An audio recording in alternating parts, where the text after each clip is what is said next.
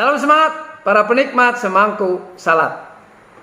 Di tangan kiri saya ada gelas kosong dan di tangan kanan saya ada sebotol air minum. Kapan gelas kosong ini akan terisi air minum dari botol ini? Apakah ketika gelas ini ada di atas botol ini, atau sejajar dengan botol ini, atau lebih rendah dari botol ini?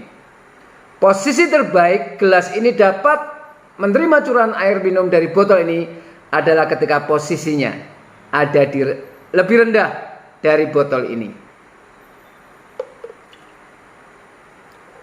Dan air dari botol ini akan pindah begitu rupa dan memenuhi gelas yang kosong tadi.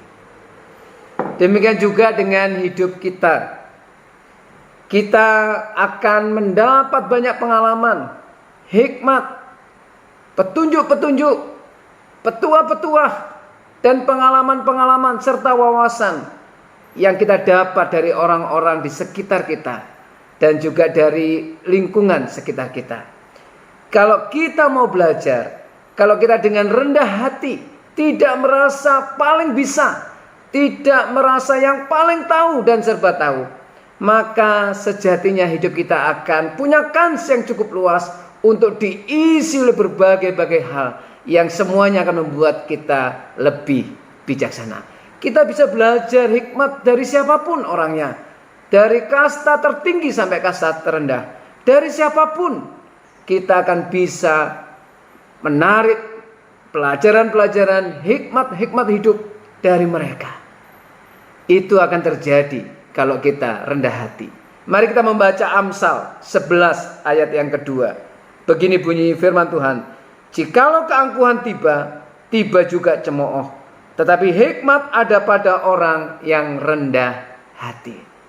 Orang yang rendah hati adalah orang yang mau belajar dan terus mau belajar dari siapapun, dari fenomena apapun. Dia akan belajar menarik hikmah dari segala peristiwa dalam sebuah ataupun segala episode-episode dalam hidupnya.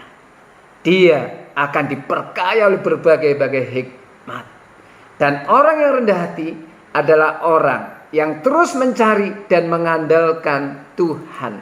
Ini juga yang disampaikan oleh pemazmur dalam Mazmur 22 ayat yang ke-27. Begini bunyi firman Tuhan. Orang yang rendah hati akan makan dan kenyang. Orang yang mencari Tuhan akan memuji-muji Dia. Biarlah hatimu hidup untuk selama-lamanya. Orang yang rendah hati adalah orang yang mencari Tuhan. Dan orang yang mencari Tuhan akan makan dan kenyang. Dan hatinya akan hidup untuk selama-lamanya. Artinya orang yang rendah hati bukan hanya diperkaya oleh hikmat. Tetapi orang yang rendah hati punya kans untuk bisa menjalani kehidupan lebih baik. Dan menjadi berkat. Jadilah orang yang rendah hati. Dan orang yang rendah hati, hidupnya menyegarkan banyak orang. Tuhan Yesus memberkati.